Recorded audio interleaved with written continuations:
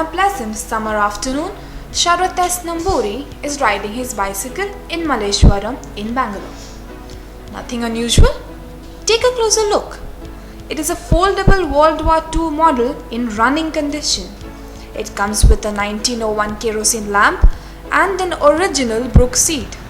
The British paratroopers used to fold this bicycle and jump from planes holding it. I happened to meet this dealer called Aziz who stays on Mysore Road. I just casually met him. Then I had to have the cycle at any cost. So I just picked up the cycle, the frame, and the rest I had to source it from Bangalore, Chennai, Madras and Bombay. To source all the spares, it took me almost 6 months to restore the cycle. This has the drum brakes, what you usually don't see in cycles, and this oil lamp which works on kerosene.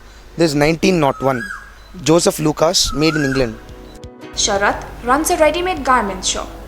When he was very young, he discovered a passion for anything that looked old. He took us home to show the 480 watches that he owns. They are either hand-wound or automatic, and none need a battery. Each of them is in working condition and he wears them daily in turns. My oldest watch is all these pocket watches which you can see them here. It's over 150 years old. The customers at my store or my friends, they'll be eager to know what watch I'm using today. So when I sit down with my friends or when I am at my store, so people will be curious to know what watch I'm using, and they want to know how I got it and how it's been all done up and all. So it's a nice thing, people know, they'll appreciate me. Sharath's passion connects all the dots in his life. Visit his shop. It may look like any other shop at the first instance, but look closely and you will find 144 neatly stacked old cameras. The first camera was Agfa, German make, but it's an Indian collaborated. It's a Click 3 camera. From there I thought, okay, from the technology, how it started and how it's now. So I started one by one. So I ended up with 144 cameras now in my collection. So I wanted to put all my cameras at my store. So whoever walks into my store, the first they notice is my cameras. They'll get back their old memories. That they'll tell that I had this, I had that, my grandfather had this, my grandfather had that and all. Main thing till now my customers have told me, I'll never forget your store, because whenever I walk into your store, I'll get one of the old memories what I had. What is impressive is the man, who is just 30, has built a collection that others can't possibly manage in their lifetime. He travels to different cities on business, and wherever he visits, he goes treasure hunting. Anything which is old I collect. It's nothing like, there's something about old stuff what you can restore and still use. What comes now is like, they tell China you can use and throw, something like those. My motto is, one man's junk is another man's treasure. And one more thing is, junk might be old, but old is collectible. I actually bought everything from my own money, like cameras especially. I've bought it from 10 rupees to 800 rupees each camera.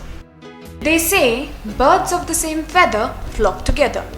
Never mind the age difference. Sharath has a special friend, Pradeep, who shares his passion.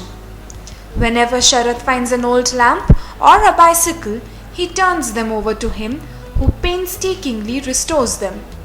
Pradeep's passion is old lamps, many of which grace his home.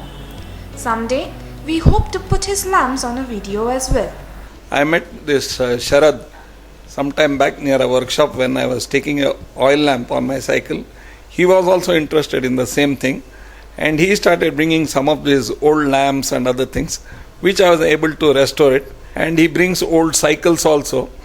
Some of the cycles, whatever spare parts were with me, I had given it to him, like the cycle bell and other things. So we used to share our experience, how we used to restore our vehicles and all. So we used to exchange, like if he has to, he'll give me one, what I don't have. Like if he doesn't have something, I'll help him out. Sharath has vintage cycles, motorbikes, lamps, watches, tape recorders, the list can go on. But is there anything he's desperate to have? What will he do with this collection eventually? One of my dreams is owning a Ford Model T. Let's see.